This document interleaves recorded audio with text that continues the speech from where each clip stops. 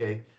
Just a kind of a high level overview of what got us where we're at today and what Gary is going to present and demo. One of the challenges for any financial service industry is third party risk management or vendor management. And it's there's people doing this in spreadsheets. There's people doing this in individual applications. But if you're an ITSM shop, one of my goals has always been everything we do in business, we should fit it into ITSM and have one source of that data. And then there's the added benefits of you can create tasks for teams or individuals and tie into some of those other modules if you're using the GRC module or things like that. So that led the conversations between myself and latest solutions and Gary and Enrique and Jared about how do we do TPRM or vendor management inside of ITSM. There's already a section for vendor there for procurement. Can we leverage that and kind of get a process that's based on tasks and tickets and auditing and reporting? So after a little bit of kind of scoping, looking at what we needed out of the fields we needed for TPRM to track vendor, we sat down and kind of, with Gary's guidance, designed a process that gets us where we're going. And it starts with the request to create a new vendor. So Gary, when you're ready, let me know. Yep. Yeah, I'm here on the self-service page, right? So, and one thing to point out, right, we are in Robert's lower environment here in Stage, and this is still a little bit of a work in progress. I'm trying to get the last little bits ironed out, so please work with us while we're going through that. But it should be done here shortly. But Robert, go ahead. So we'll start out with just requesting a new vendor, and this can be done from any business unit. Gary's going to open up that task for us here. Oh my! If I can click correctly today. And type. Yeah. So what we've kind of designed is, and I tie a lot of this, where I see this fit big picture, is into demand management. So for those of you using or looked at demand management, a demand in a number of instances is going to lead to a vendor. And when you finally select that vendor after your RFP process, whatever, you want to be able to go in and request that, get that vendor added to third-party risk management and onboarded. And you see Gary kind of going through filling out the fields. We've kind of, the critical fields are mandatory. They got to be filled out. We've got some other information that capture just the basic information about that vendor as we go through. What departments and who's the relationship manager. And at that point, once you get those, 5 or 10, however, I can't really count them here, but fields, you can save this vendor and it's there. And you can go back and update it if you need to. And Gary's going to go back into that here.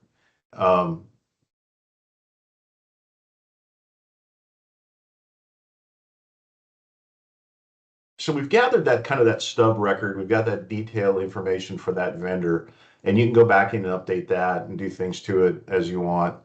But you'll notice on the bottom, there's 2 sections. The first section is just a vendor criticality section where you answer a series of questions that help us determine how critical that vendor is to your organization. And these are based around FFIEC, and we're an OCC regulated bank, so we take some guidance from the OCC on how we rate criticality. Same things here. You're looking at what impact that vendor has your organization.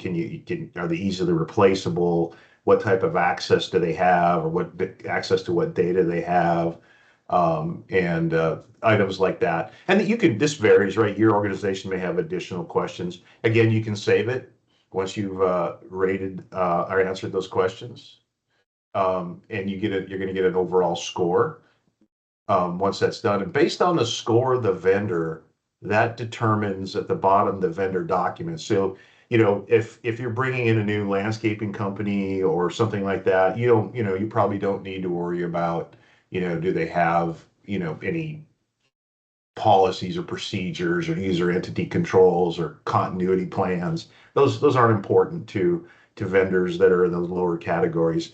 But as you get up into the higher rated criticality, and we're rating things on um, low, moderate, high, and critical.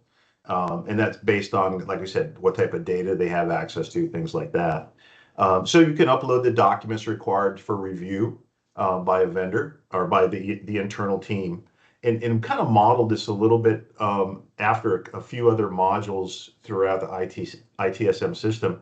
If you've used change management, once a change is submitted, it goes through a review. In our organization, the change manager looks at every change submitted to make sure everything's filled out properly, documented, all the required documents are attached before it goes out to the cab or the e-cab. We're doing really the same thing here with this. It's going to get a review either from your TPRM manager or maybe your CISO or whoever in your organization fits into that grouping. Once that person has reviewed it, they will approve.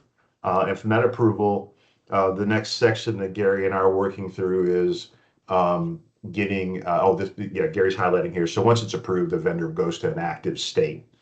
So now we know that vendor's approved. And then we go out through reviews to the different organizations. Like from our perspective in a bank, we've got a team of about 5 or 6 people that they're the subject matter experts in their area for vendor review. So it might be someone from risk management, financial, our controller might be looking at it, or someone from the accounting team looking at their financials. Obviously, as CISO, you're going to look at things like SOC reports and policies and all the things that are required if it's a vendor that provides a service. So we're working through how do we handle the checklist type thing.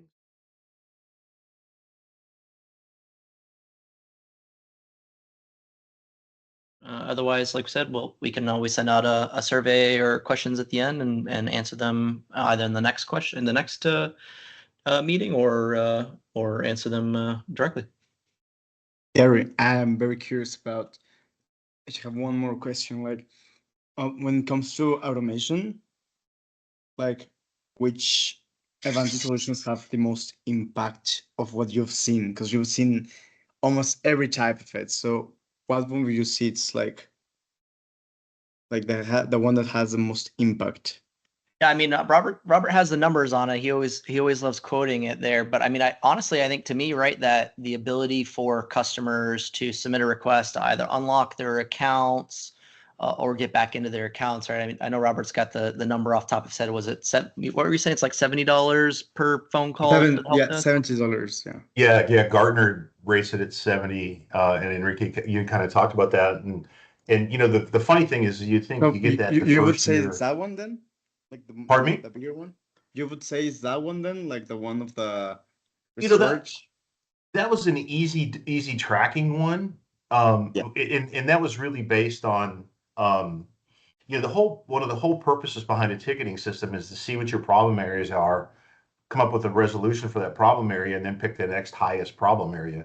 And we were just seeing a significant amount of password resets and account unlocks.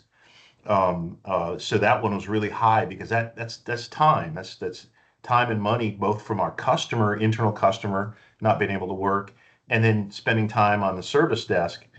So that one was an easy one to put some numbers behind, right? $70 a call. How many calls do you have? Calculate it out. And what, I thought, well, we'd do this and we'd see, a good amount of savings the first year and the numbers would reduce, but actually the numbers went up the second year. So it really, the cost saves went up the second year because we had more calls for it. So it really made us look at, okay, what are we doing wrong with passwords?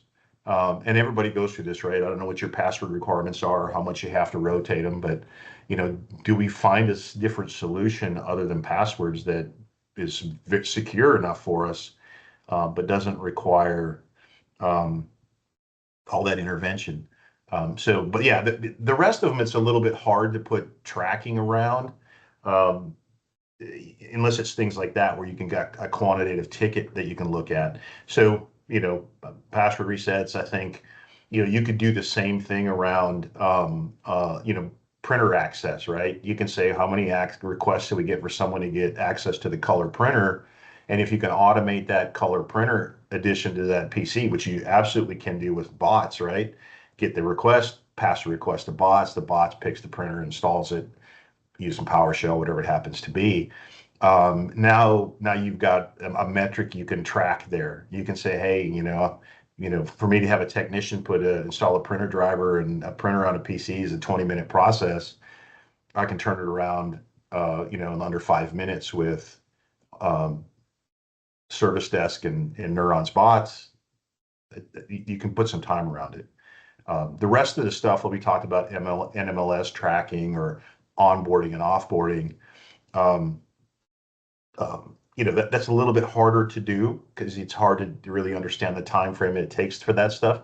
I can tell you we had instances at a previous organization where the auditor said, well, it took you 4 weeks to offboard this vendor or this individual. And I'm like, no, we got the request on this date.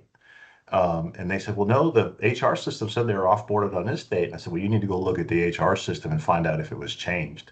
And it was. They backdated it. It's a good audit trail. But yeah, cost, look at your tickets, figure out what has taken you.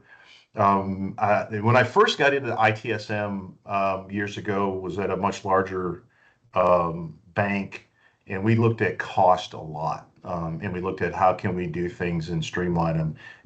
I worked out a timing and a ticket from request to resolution.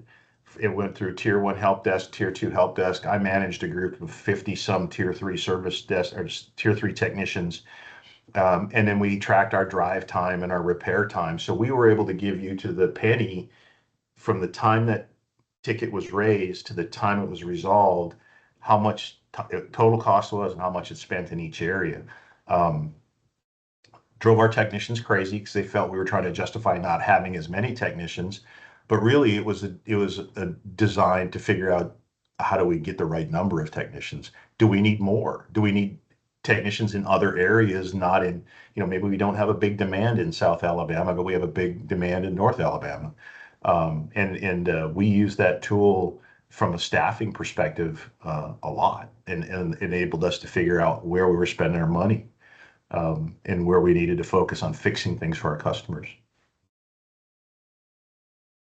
Robert, I do have a question, and I think this goes with maturity level, but right now most people just start off with a general request when they're getting into this, right? Or they're coming from everything coming in through incident, and the ability to have that 2 separate spaces, but also to be able to see your requests and where they're coming from in that catalog, and being able to expand that from just a general to going directly to a team or a group or whatever. How has that improved? Have you seen significant gains just being able to categorize it, and then as you see more things come, you're able to make a more specific offering or something like that? And has that improved your organization?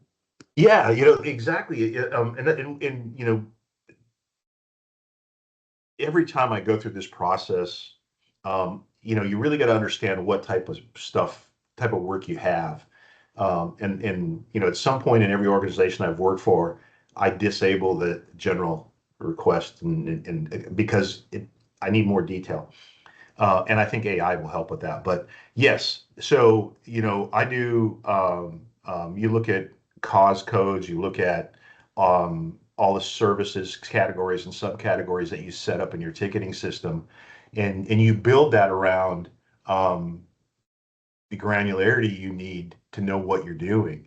So yeah, I think understanding your organization, building that stuff out in your service catalog is either with drop downs or as specific as you can be in those questions that you're asking when they are doing their request or their incident, helps you figure out where. I still today publish a spreadsheet with a little area map that shows you where are we seeing our most tickets, what areas are we having the most problems in, because that's that one we got to focus on, and then move on to the next one after that. So yeah, I think, Jared, if I understand your question, I think that's essential with any service desk. Understanding, hey, we've got a messaging and collaboration service, and underneath there you've got Outlook and Teams and whatever it happens to be. Well, what kind of Outlook issues do you have? And you start listing through all the different various Outlook things you could have, or all the varying, we use Proofpoint for our email content filtering, stuff like that. We have proof points in there. That helps you really define where your problems are. Just getting a request that says X, well, it always ends up being something other than X.